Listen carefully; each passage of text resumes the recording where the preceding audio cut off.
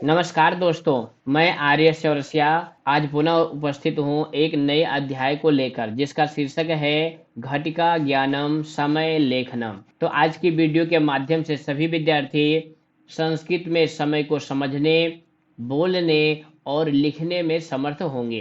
तो आपके मन में प्रश्न आया कि हम संस्कृत में समय को क्यों पढ़ें। तो ये देखिए, प्रश्न संख्या 9 के रूप में आपके पेपर में 4 अंक का समय लेखन का प्रश्न आता है। तो आज की वीडियो बहुत महत्वपूर्ण है। आपके पेपर का सबसे आसान प्रश्न यही होता है। तो आप बिल्कुल भी जल्दबाजी में वीडियो को ना देखें, और आप नए हैं तो प्लीज़ चैनल को सब्सक्राइब कर लें और वीडियो को लाइक करना ना भूलें। तो ये देखिए, ये है घड़ी, जिसको संस्कृत में कहते हैं घटिका। क्या कहते हैं? घटिका। घंटा को कहते हैं होरा। आपके संस्कृत के पेपर में लिखा रहता है होरा त्रयम। मिनट को कहते हैं निमेषः और सेकंड को पलम या क्षणम। उसके बाद संस्कृत में समय ज्ञान के लिए आपको 1 से 12 तक संख्या का ज्ञान होना चाहिए। वैसे आप सभी को संस्कृत में गिनती आती होगी, किंतु ये थोड़ा अलग है, यानी इसमें मूल संख्या लिखते हैं। तो ये देखिए, 1 2 3 4 5 6 7 8 9 10 11 12। इसमें बच्चों को गलती करने की संभावना कहाँ होती है? 1 से 4 में। क्योंकि जब आप किसी विशेषण के रूप में संख्या का प्रयोग करते हैं तो 1 से 4 तक संख्या में भिन्नता होती है। जैसे एक बालक है, एकः बालकः अस्ति। एक बालिका है, एका बालिका अस्ति। किंतु यहाँ जब घड़ी के प्रश्न में हम संख्या लिखते हैं तो एकः, एका, एकम ऐसा नहीं लिखते, हम मूल संख्या लिखते हैं। तो आप इसका ध्यान रखें। उसके बाद आता है कि बजे को संस्कृत में क्या कहते हैं? वादनम। अब सभी संख्याओं के साथ वादनम लगा करके आप सभी घंटे को लिख सकते हैं। जैसे देखिए, हमने सभी के आगे वादनम लगा दिया और ये इस तरह से आप 12 घंटा का समय आप बता सकते हैं। तो इसका उच्चारण कैसे करेंगे? एक वादनम, द्विवादनम, त्रिवादनम, चतुर्वादनम, पंचवादनम, षट्वादनम, सप्तवादनम, अष्टवादनम, नववादनम, दसवादनम, एकादशवादनम, द्वादशवादनम। तो यहाँ पर देखिए चतुर्वादनम, ये 2 प्रकार से लिखा गया है क्योंकि जो रा है वो हलंत है, तो बाद वाले वाक्य ऊपर चला जाएगा। तो चतुर्वादनम लिखते समय आप ये ध्यान रखेंगे। हालांकि आपके पेपर में वादनम लिखा रहता है, तो अगर वादनम आगे लिखा है तो आपको केवल संख्या लिखना है, और वादनम नहीं लिखा है तो आपको लिखना होगा। इसके बाद ये 3 पद आपको और ध्यान रखने हैं। कौन कौन से? सपाद, जिसको सवा कहते हैं, सार्ध साढ़े, और पादोन। अब इनका हम अर्थ देखते हैं कि सपाद का अर्थ क्या होता है। तो 15 मिनट अधिक को सवा अर्थात सपाद कहते हैं। पाद का अर्थ होता है चरण अर्थात चौथा भाग, और सा का अर्थ होता है सहित, यानी पाद सहित उसी को सपाद बोलते हैं। जैसे 12:15 हो रहा है तो क्या कहेंगे? सपाद द्वादश वादनम। उसके बाद 30 मिनट अधिक को साढ़े कहते हैं हिंदी में, और संस्कृत में कहेंगे सार्ध।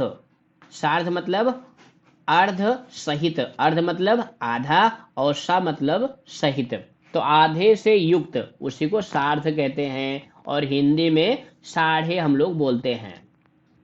45 मिनट अधिक को पौने कहते हैं, और संस्कृत में उसको पादोन कहते हैं। क्या कहते हैं? पादोन।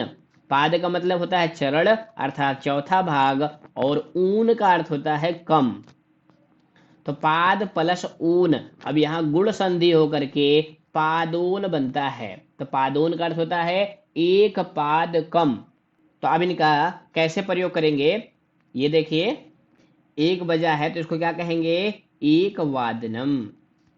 1:15 हो रहे हैं तो क्या कहेंगे? बताइए।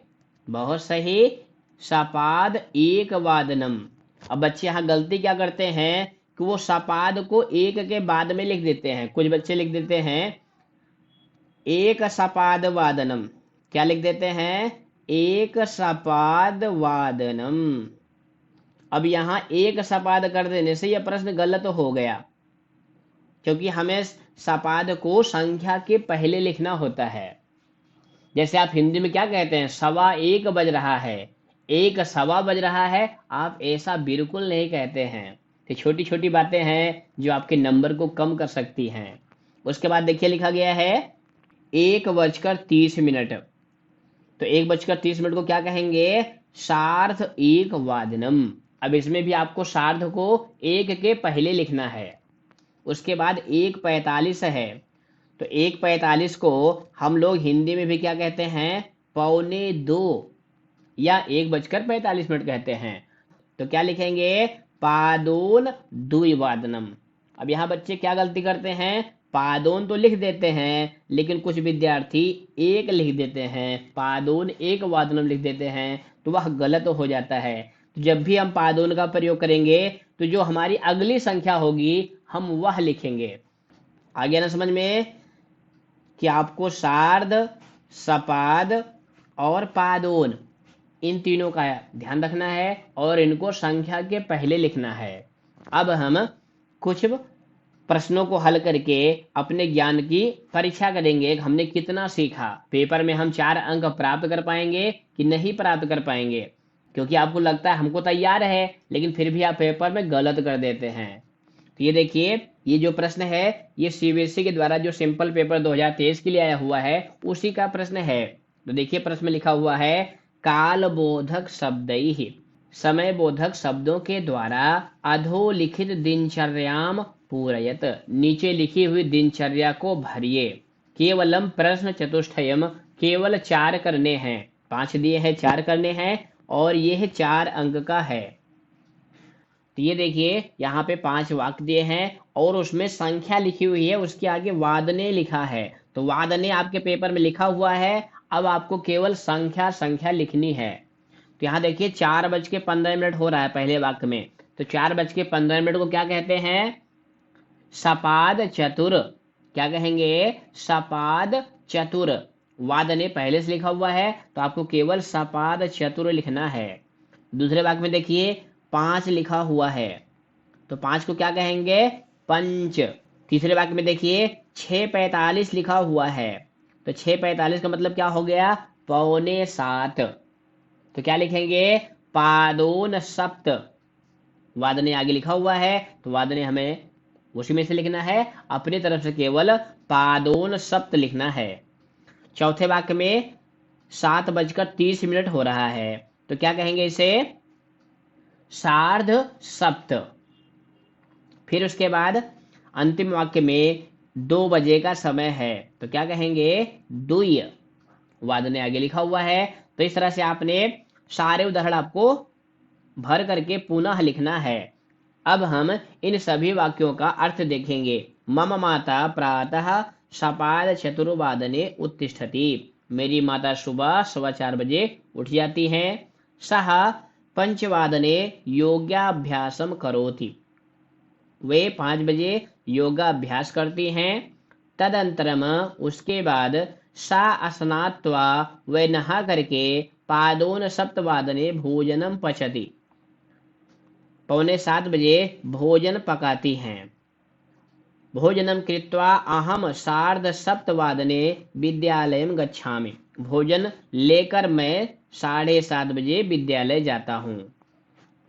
अहम द्विवादने आगत्य पुनः भोजनम करोमि, मैं 2 बजे आकर पुनः भोजन करता हूँ। तो इस तरह से बच्चों, हमें आशा है कि आप हमारे द्वारा बताई गई बातों का ध्यान रखेंगे और अपने प्रश्न पत्र के सबसे आसान प्रश्न समय लेखन को सही करके इसके लिए निर्धारित 4 में से 4 अंक प्राप्त करने में सफल होंगे। तो फिर मिलेंगे किसी और वीडियो में। तो सर्वेभ्यो नमो नमः, पुनर्मिलामः, धन्यवादः।